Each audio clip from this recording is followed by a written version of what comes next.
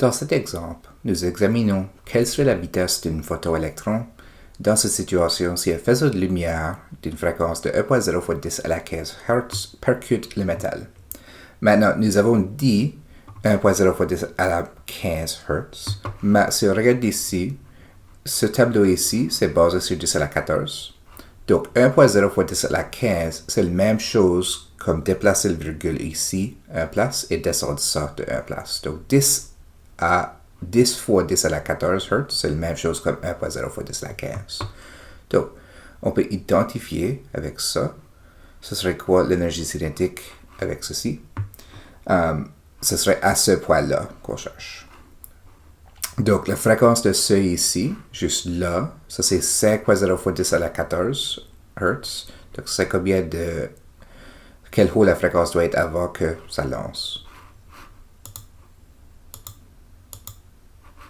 L'équation qu'on va commencer avec, c'est l'équation d'énergie cinétique ici. C'est HF, H étant le constant de Planck, F étant la fréquence, moins le montant de travail nécessaire pour commencer. On connaît aussi que le montant de travail nécessaire est égal à la constante de Planck fois la fréquence de seuil. Donc, on peut remplacer le WO ici avec HFO à l'intérieur de l'équation qui nous donne HF moins HFO. C'est essentiellement la même chose, mais avec des fréquences spécifiques. Donc, on connaît déjà ces deux fréquences-là. Celui-ci, c'était le 5 fois 10 à la 14. Celui-là, c'est le 1.0 fois 10 à la 15. Le H demeure toujours le même, c'est le constant de Planck, 6.63 fois 10 à la moins 34. Donc, on va remplacer les variables qu'on connaît.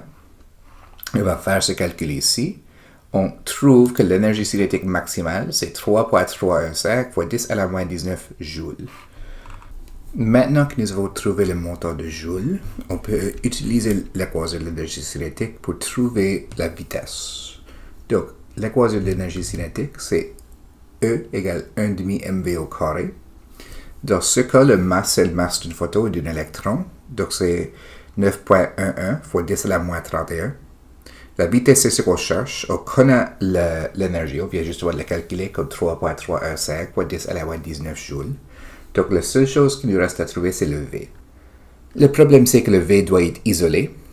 Juste maintenant, c'est au carré, mais il y a aussi une multiplication de 1,5 et une multiplication de M. Ce que moi, je vais faire premièrement, je vais multiplier par 2 pour débarrasser d'une multiplication de 1,5. Il va annuler. Donc, ce serait 2EC. Et je vais diviser par M. Donc, 2EC sur M égale V au carré. Et là, je prendrai le racine carrée.